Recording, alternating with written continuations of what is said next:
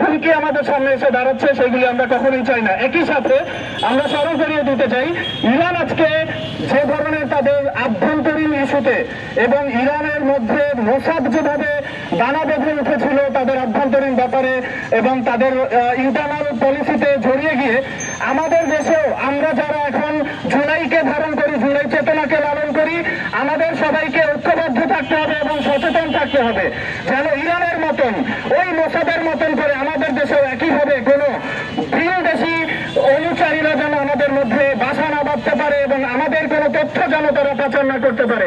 এই ব্যাপারে আমাদের সবাইকে সচেতন থাকতে হবে এবং একই সাথে আমরা বলতে চাই বিশ্ব মুসলিম ভ্রাতৃত্ব অবশ্যই অটুট থাকতে হবে।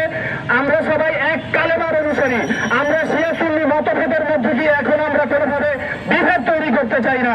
আমাদের বাংলাদেশ, আমরা এক কালেমায় বিশ্বাস করি, ইরানও এক কালেমায় বিশ্বাস করে। সুতরাং আমরা সমগ্র বিশ্বের মুসলিম জাতি ইরানের পাশে রয়েছি এবং আমরা কোনো যুদ্ধ চাই না। জায়নিস্টরা ধ্বংস হোক, ইরান দীর্ঘজীবী হোক, বাংলাদেশ জিন্দাবাদ, ইনকিলাব জিন্দাবাদ।